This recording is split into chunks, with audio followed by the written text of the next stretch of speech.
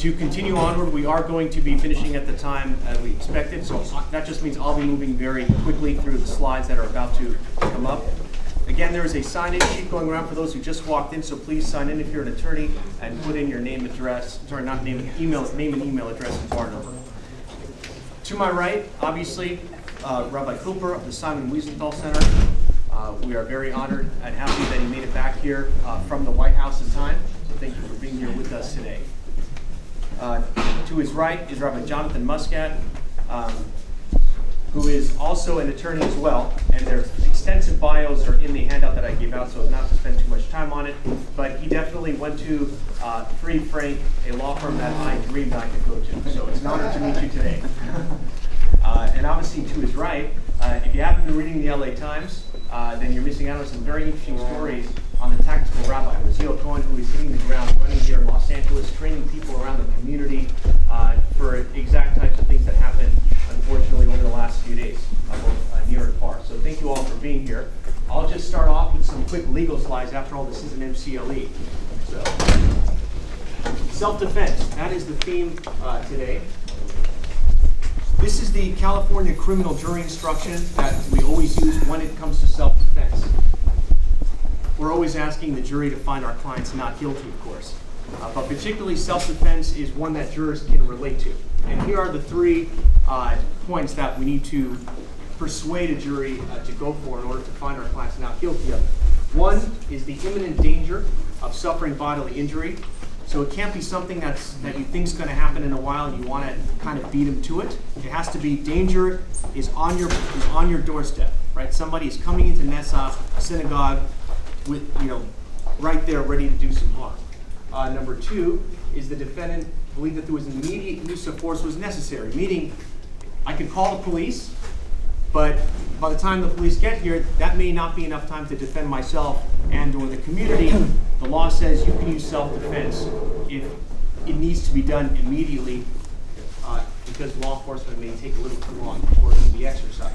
And finally, number three, this is a big one, that the defendant used no more force than was reasonably necessary. So those are the three bullet points as we go through them. You may remember this case right here in California, George Zimmerman, who was actually acquitted on the stand your ground law. But what that basically means is, this is tying in the self-defense jury instruction, is you are allowed to stand your ground if somebody is coming up against you and you have the ability to flee, right? If you have the choice of I can leave or I can stay and defend myself, California law, and not every state is like this in the U.S., but California law does have these stand your ground laws. Excuse me, that was in Florida. Right, Florida is also one that has it. Yeah. You can test me, it's okay. It's Florida. I don't think it's Florida. Right, the case took place in Florida, but they also have the stand your ground. Yeah, that's what I'm saying, it's Florida. I tried to arrange for the California case, it hasn't happened yet. Maybe next time. All right, so this is also an interesting one that not many people know about. This is the mutual combat self-defense instruction. So let's say somebody starts a fight. The old notion in kindergarten, right, is, well, if you started it, you're guilty. Not necessarily.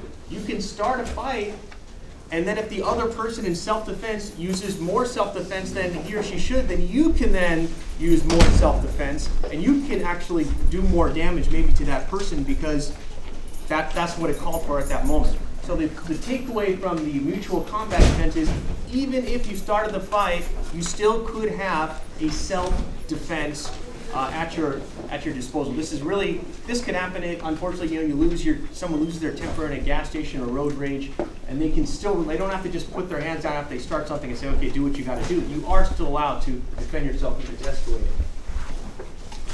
This is the most fun jury instruction we as criminal lawyers get to use, and that is, it's the only time we get to ask the jury to convict our client of something else.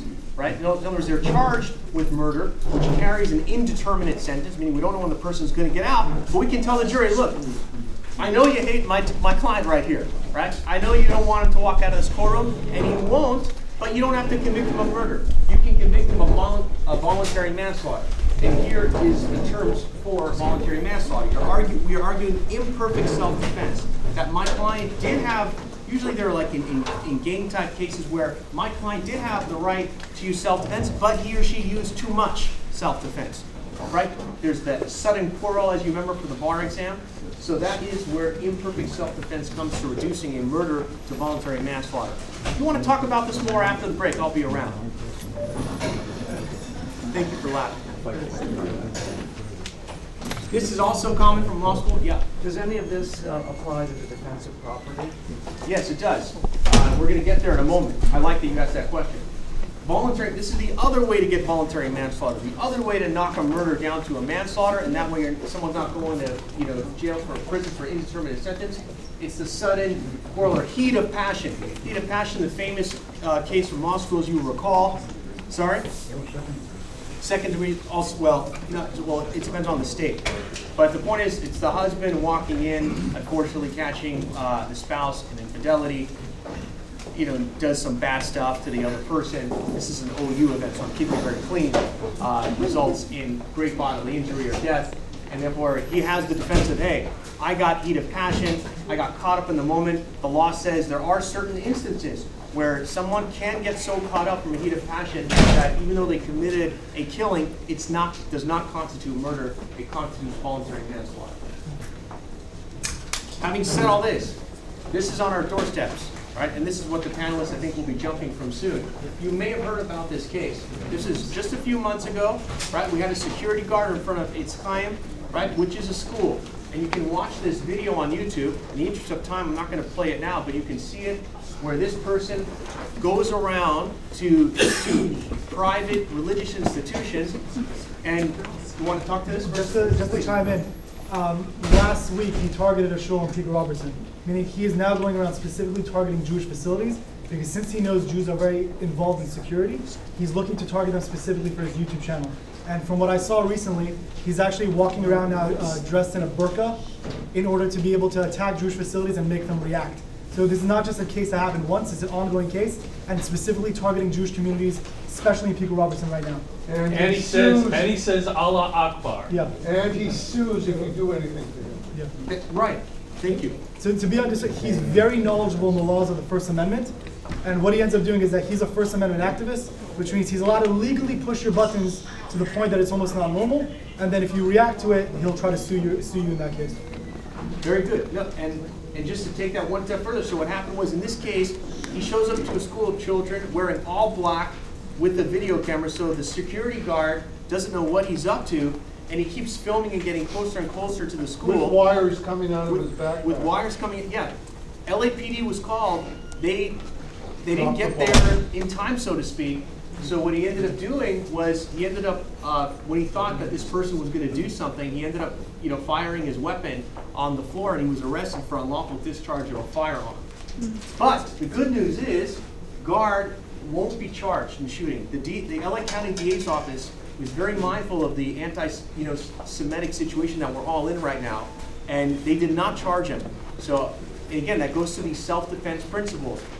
It was immediate. He felt it was a reasonable use of force, and the memo that the LA Times posted of the DA's office why they chose not to file a case. Deputy DA John Harlan wrote that prosecutors would not be able to disprove that he was acting in self-defense. Right? So I'll have these slides if anybody wants them after. But that's where we're at. This is real. This is current. We just had somebody from Netzach Synagogue about it, and we thank you all for being here today to address this. Moving forward, I think we're going to start with an end as well with Rabbi Cooper to talk about why this is happening, why it's gotten to this point in the affairs of our please. Thank you for the invitation, and I don't know, you're asking rabbis to speak quickly and stay within the lanes. Good luck. But you have a lot of legal backup to help you.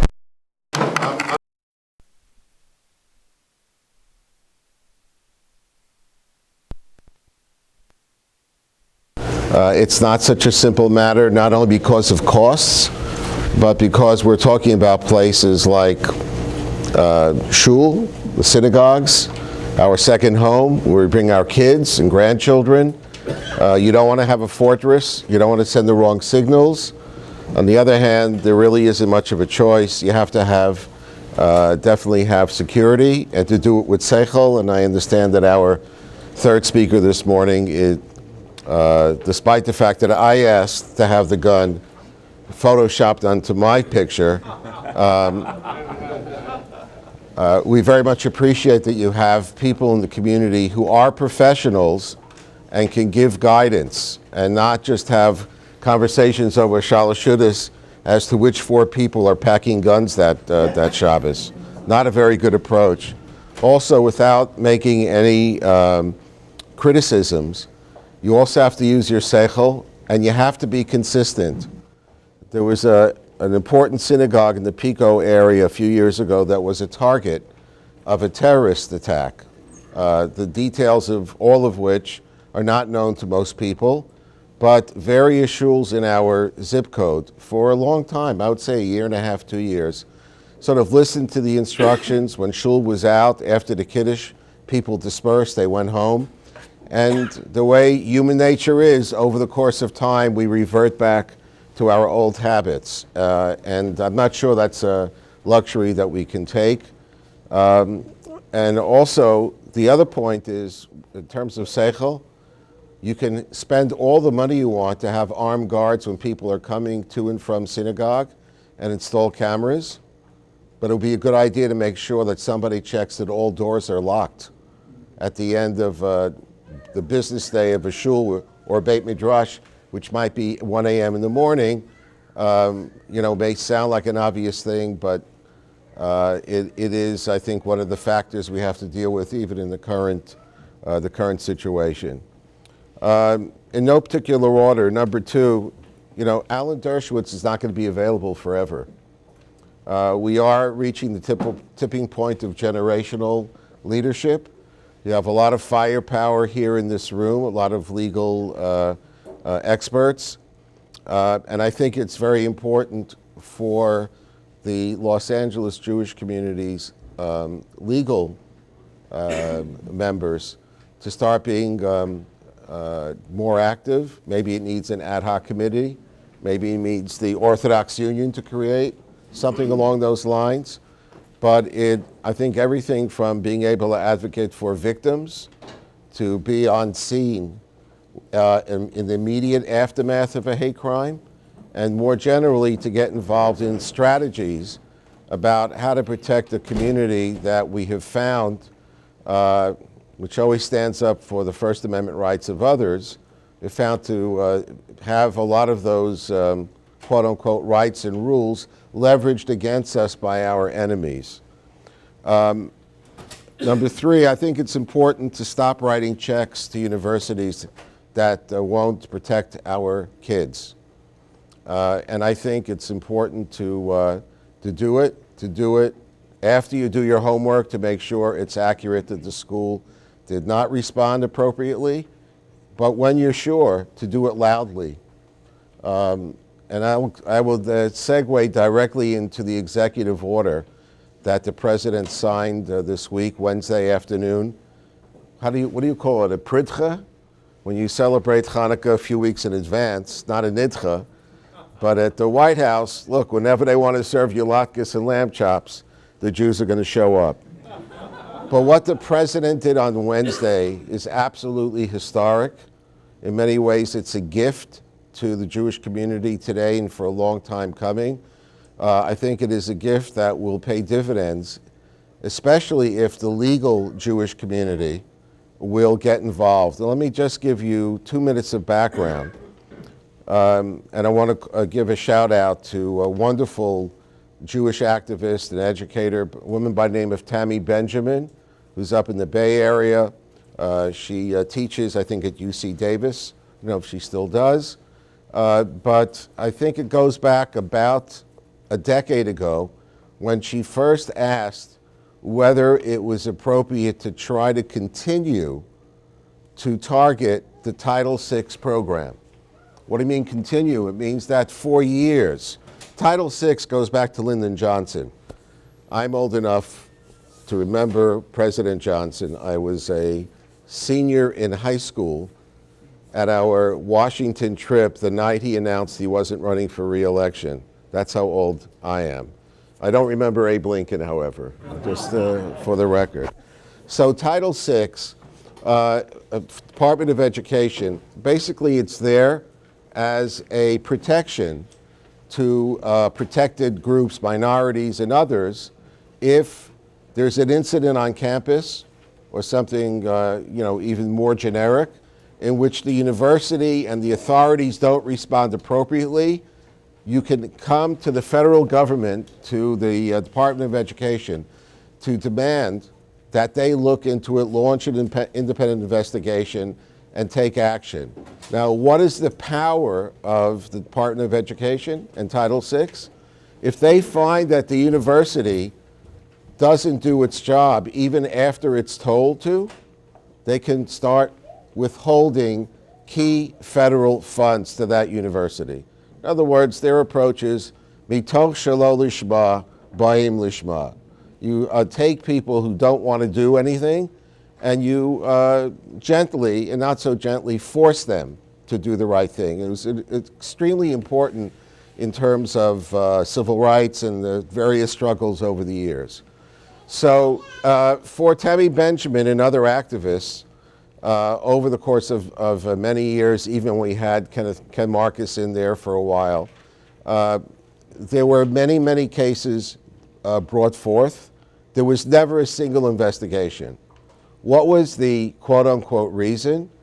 The bureaucrats at the Department of Education, and by the way, this spanned Democrats and Republicans. This is not a left-right issue, but they said, oh, if we only had a definition of anti-Semitism in front of us, we could evaluate if we're in a position to take appropriate action.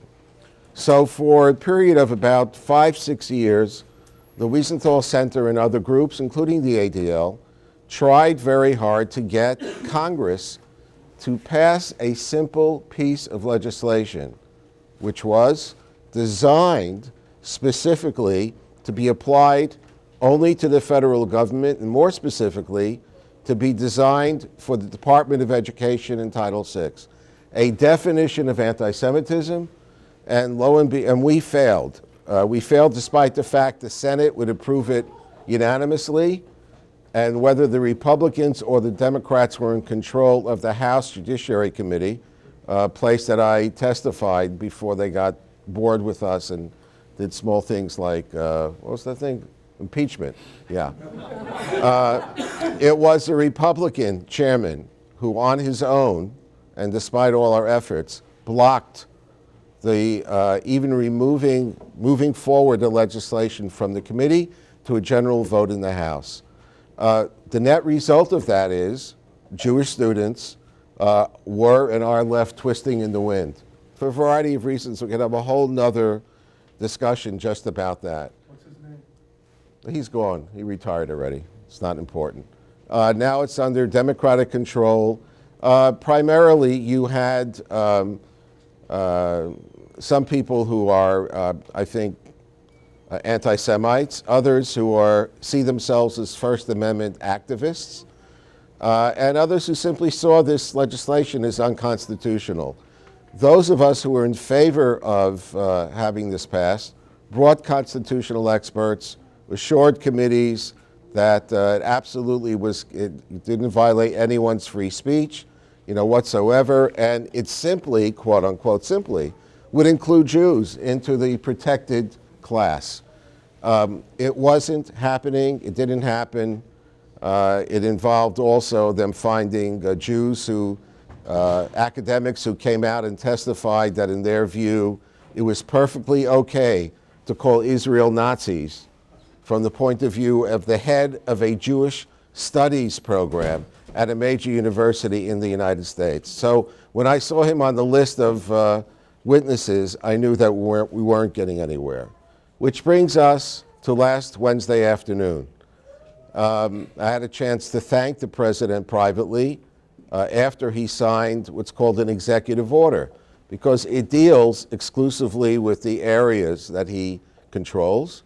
And in between, we have what's called the IHRA, the IHRA definition of anti-Semitism, that's been adopted now by over 24 countries in Europe, And the chiddush there, the importance there is, and the nub of this whole issue, is that it includes, gives instructions as to when you cross the line from legitimate criticism of the Jewish state into anti-Semitism.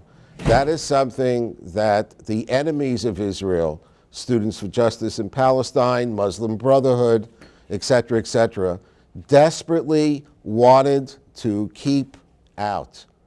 And with the stroke of a pen, the President of the United States basically took that legislation, it's just an essential definition, took the IRA definition and has now instructed all of the federal government that reports to him to treat all of these incidents as anti-Semitism.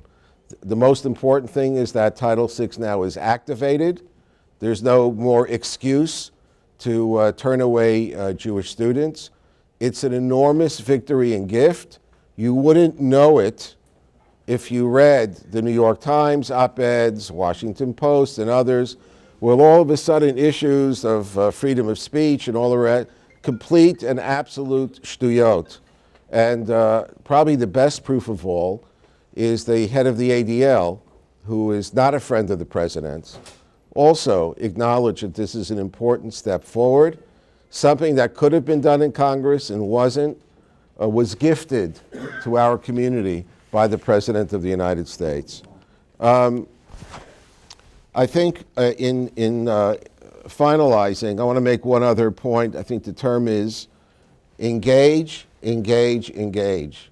The time for checkbook activism, except for the OU, of course, you should write your checks, is over. You cannot write a check and assume that a Jewish congressman from the Valley is going to look after your needs or the needs of the Jewish community, let alone in terms of Israel. That means that the Jewish community, members of the community, have to become involved from the ground up. That means not just the city council, but below that. We have to get involved in a grassroots effort. We need monitors to know what's going on, early warning systems, and we should take a page from our enemies, who have, after all, we are living in a democracy, and the most empowering part of democracy are the rights that we have. If we don't use them, we will lose them. In terms of coalition building, we should start with intra-Jewish coalition building.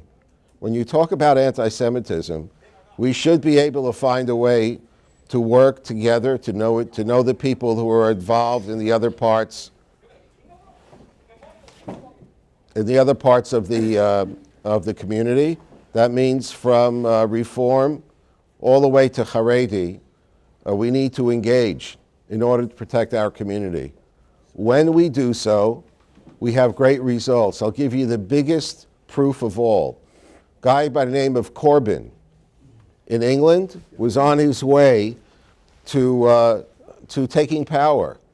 And he and his anti-Semitic buddies achieved the impossible by installing Stalinist tactics in the Labour Party, purging Jews, some of them marginal, some of them Jews by name only, but basically unleashing anti-Semitism in the mainstream of that society and that political culture. He managed to reignite Jewish identity among many people who weren't even identifying as Jews, let alone who are not per se, quote unquote, even Zionists. The level of solidarity among British Jews reached a point that the chief rabbi, in a very gutsy move, 10 days out, called out Corbyn for what he is, and got the endorsement of the Archbishop of Canterbury. As far as I'm concerned, this is the most important teaching moment for American Jews. First of all, when our neighbors see that we're united, they look at Jews differently. The overarching silence in New York and beyond when Haredim have been attacked on the streets of New York City and now in Jersey City is frightening. It should frighten each and every one of us. This is not a time to start screaming at people, well, if they don't wear yarmulke, if they're wearing yarmulkes, you don't speak out. That's not the reaction. The reaction is we all have people in our families, in our workplace, in our social circles, who are not yet Orthodox Jews. We need to reconstruct relationships and coalitions, because as one, I think Rabbi Niederman said the other day after Jersey City, saying, because he's been at too many of these attacks in New York, he said something that the Jews of France also thought would never happen. The early attacks on French Jewry in the year 2000, they were in poorer communities. They were on the outskirts of Paris and other cities. The Jews living in Paris itself didn't feel it right away, and they were silent for too long. So we better find a way to create intra-Jewish coalitions on the fundamentals in terms of anti-Semitism. That's been broken. It's still there's still time to fix it, and we can. Finally, that has to do with our other neighbors.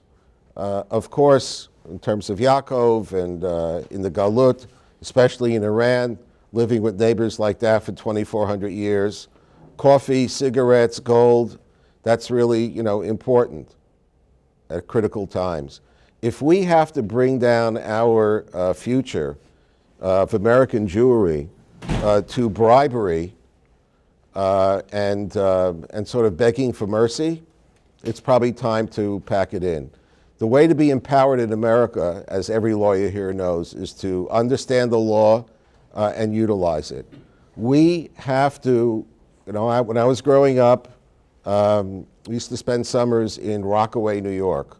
Couldn't afford the Catskills. So way back. And on Beach 84th Street, okay, and I think I passed by the other week because there was a hate crime in Rockaway. There used to be a magnificent shul and 2 or 3 different denominational churches donated the land by a private individual. And when I used to walk with my grandfather's Zatzal, and we walked past a church, he spat. And now knowing more about what our families went through back in the 18 and 1900s and before, I could understand it. But America is a different place. Here we have many potential and actual friends, and we cannot assume our neighbors know anything about our situation if we don't communicate with them. So, for example, the media, when you tell them, oh, by the way, it's been 30 years since our synagogue has had basic security, the day schools have had to, for 30, 40 years, they look at you like, really? We didn't know anything about it. So the whole issue of what troubles us in terms of security, what our feelings are towards Israel, we need to know who run the churches in our neighborhood.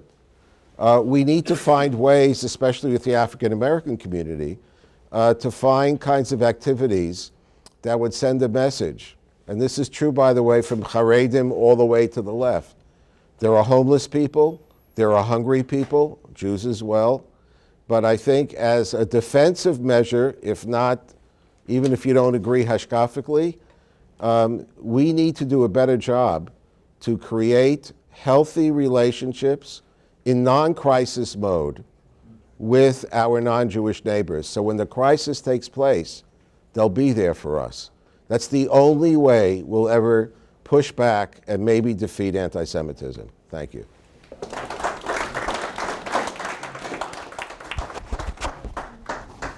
Here you go. Did I do it? Speeches about Muffin and Hashkafic issues, about actually carrying the weapons. Extraordinary, thank you. This is?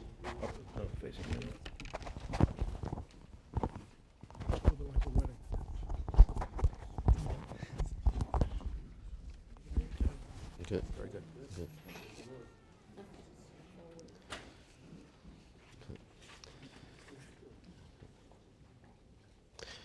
Good. Sometimes when rabbis discuss issues, they're only theoretical. Very often sometimes you teach a subject and a student asks, how is this relevant to us?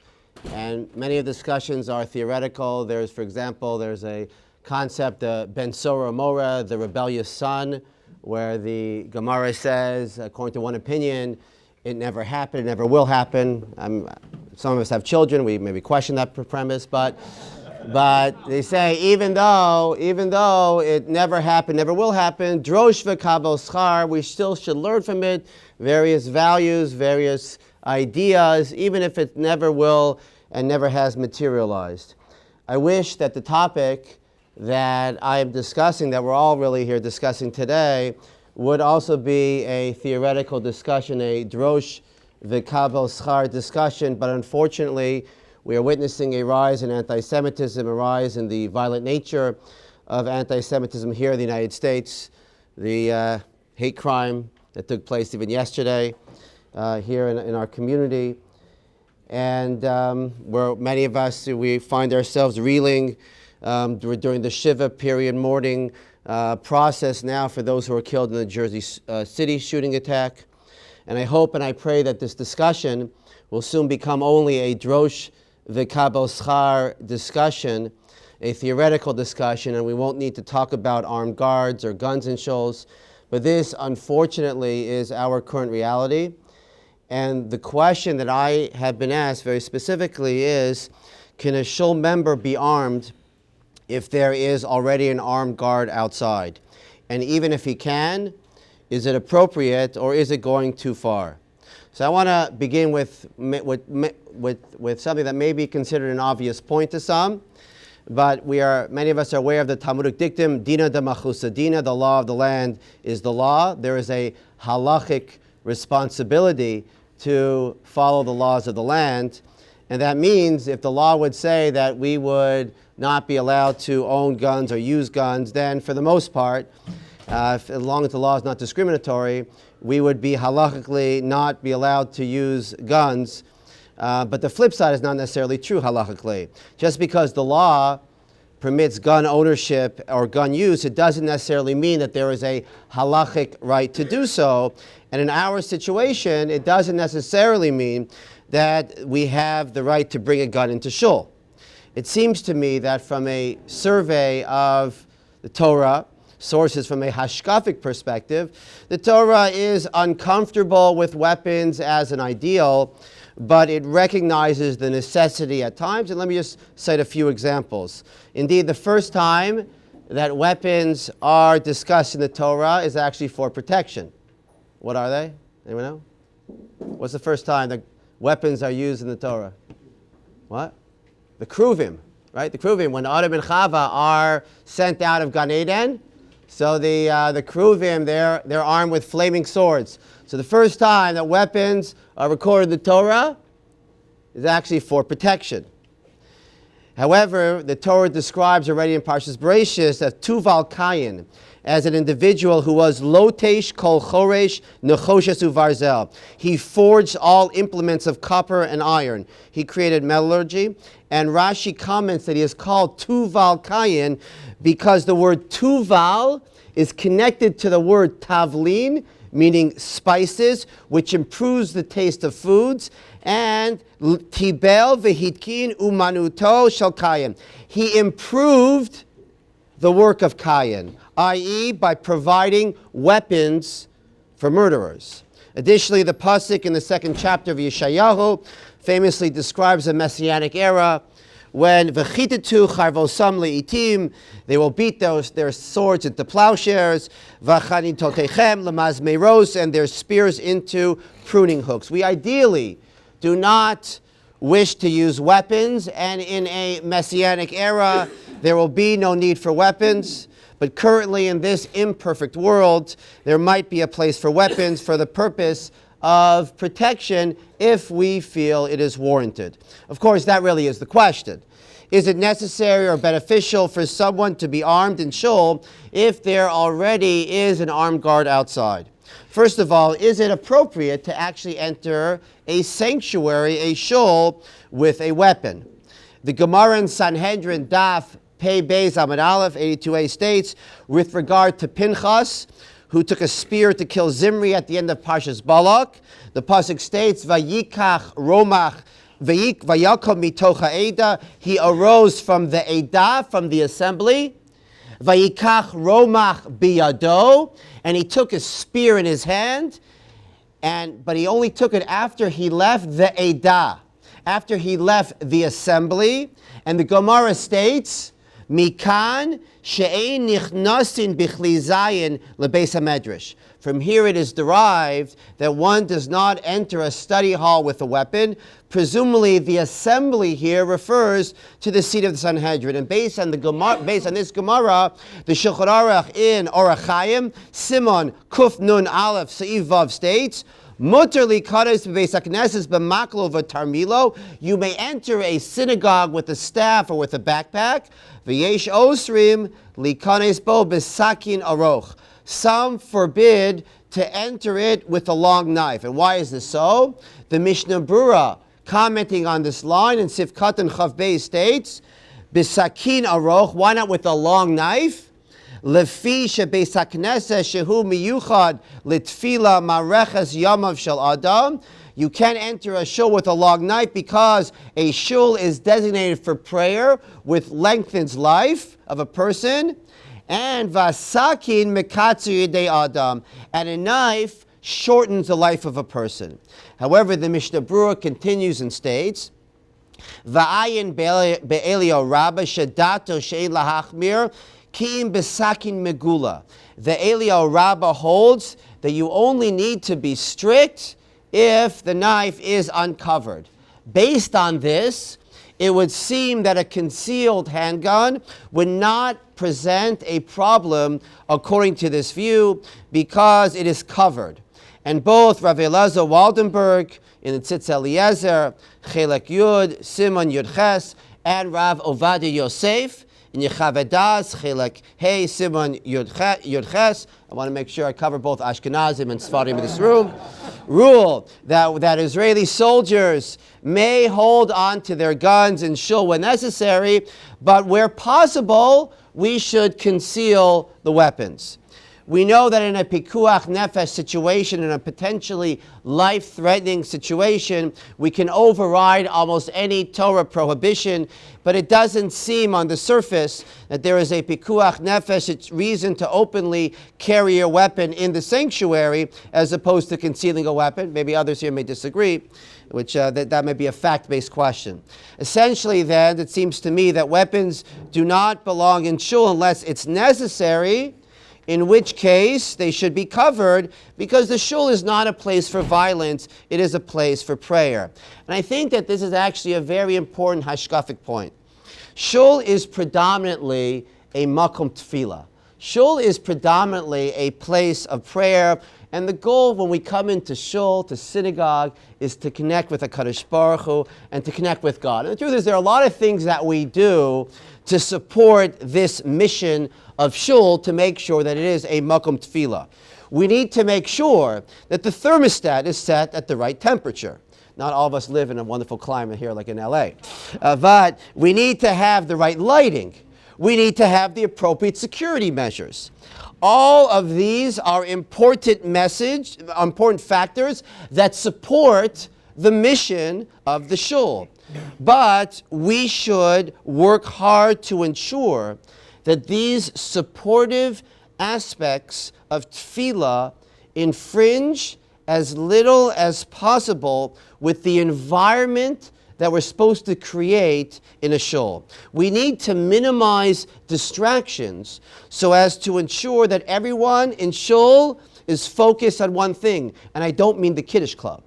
I mean that the goal is to really, as much as we can, to try to ensure that we're focused on connecting with HaKadosh Baruch Hu, with God in shul. And that is why it's, I think, again, absent some critical need, it is important not only from a halachic standpoint, but from a hashkafic standpoint to if we believe that it's necessary to bring weapons into shul, that we cover the weapons, because they potentially can serve as a distraction. Oh, you got this gun, you have that gun. This can potentially serve as a distraction, unless, again, there is such a security need to openly carry them. Again, not, as I mentioned, not just from a halachic perspective, but from a hashkafic perspective as well.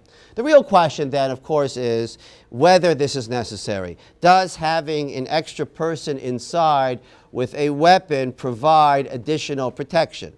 Now, weapons can serve as both protection and also as hazardous materials. There is a Torah prohibition of lo tasim damim b'veisecha. This is in Dvarim, Perek Chav Beis, Pasuk Ches. There is a Torah prohibition of allowing a hazardous situation or an item to remain in your house. So we need to balance the halachic imperative of protecting ourselves so that we should live with the halachic concern of creating a hazardous situation. The Gemara in Avodah Zarah, Daf Tezvav Amud Beis states that we shouldn't sell weapons to idolaters out of a concern that they might use weapons to harm others. Of course, at the end of this discussion, the Gemara concludes, well, that's true, but we do sell weapons to Persians. Why? Because they protect us. These are non-Jewish persons. The Gemara is aware of this tension between these two competing issues. And Rabbeinu Nissim comments on this Gemara by explaining that when evaluating the prohibition of whether to sell weapons, we need to look at the total result. If more harm than good will result from the sale of weapons, then we should not sell the weapons. It would seem to me that that is the question that we should ask ourselves. Will more guns in our shul likely lead to fewer deaths or to more deaths in active shooter situations based on statistics? And perhaps proponents and opponents of guns in shul may point to different statistics to support their position. It seems to me, and this is not my area of expertise, but it seems to me on the surface that there is a profound difference between someone who has a gun license and owns a gun but has not been trained adequately about how to respond to an active shooter situation and someone who has received adequate training. Volunteers almost always lack the training and crucial real-world experience necessary to know what to do in a worst-case scenario. Armed professionals must undergo extensive and ongoing training in recognizing and responding to potential and active threats. My goal, as part of the panel here, is to give you a lot of business today also. Someone who has not been trained may actually pose a greater risk of harming bystanders by bringing a gun to shul, and therefore shul leaders should consult security experts or local law enforcement to help them decide whether and under what conditions bringing a gun to shul provides more benefit than harm to shul members. After consultation with experts, shul leaders may conclude that if an individual undergoes specific training, then he or she will be allowed or maybe even be encouraged to bring a concealed weapon to shul.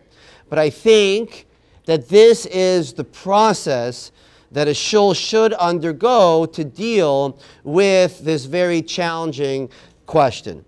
I would like to add one more brief point relating to Shabbos. There is a halachic discussion as how do we define moving a gun on Shabbos. Is that considered tiltul muksa? Is a gun halachically considered muksa on Shabbos? Is it perhaps what's called a kli shemalachto le'isser? A kli shemalachto le'isser is a utensil that is predominantly used for a forbidden purpose, but can be used for a permitted purpose. Let's say like a hammer. A hammer is predominantly used for a forbidden purpose to nail something to the wall, but it could be used, if you don't have a nutcracker, you can use a hammer. That's a kli shemalachto le'isser. Maybe a gun could be a kli shemalachto le'heter. Maybe it's an item which is predominantly used for a permitted purpose. Maybe there's an argument made that it's predominantly used to scare off people. So that might be a predominant. There's a theory. Some poskim, some halakhic authorities say it's a kli shemalachto le'heter. Or maybe, and in which case can be moved for any purpose. Perhaps it's the most severe case of muksa, which cannot be moved at all on Shabbos.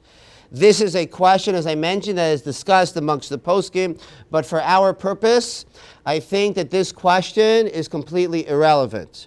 Because once we believe that you can use a gun on Shabbos based on pikuach nefesh considerations, then there would be no prohibition of moving this muksa in any case.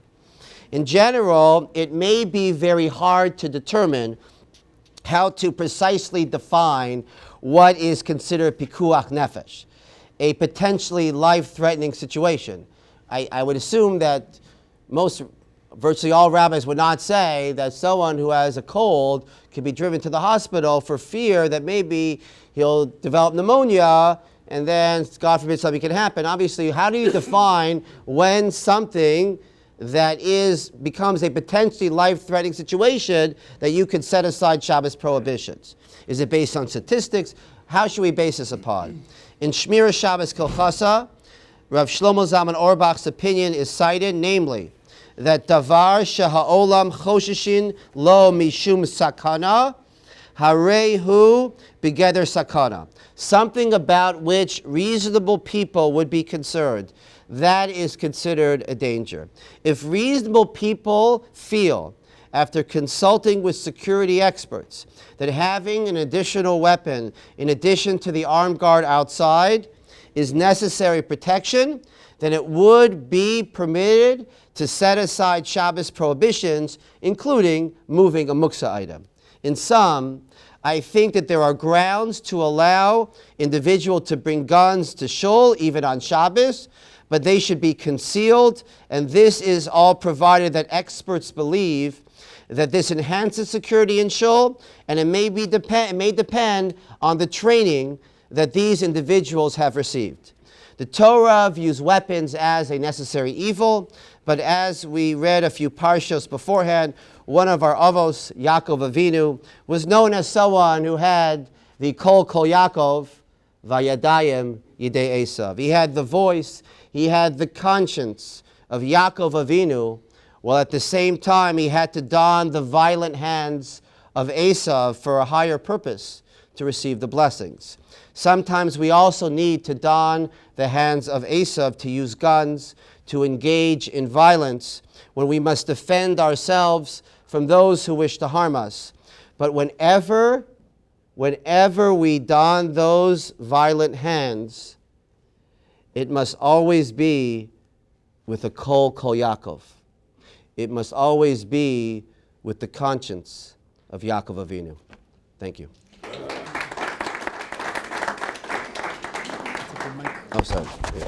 Rabbi Muscat, and now the zeal core, the tactical rabbi, will be taking that to the practical level of how he implements that halacha in his everyday work. Rabbi Muscat brought up some incredible points, and I want to bring up a few, before I get into what I was going to say, I want to bring up a few points that he mentioned and elaborate on them a little bit, just to give you an idea of what he said that was very interesting.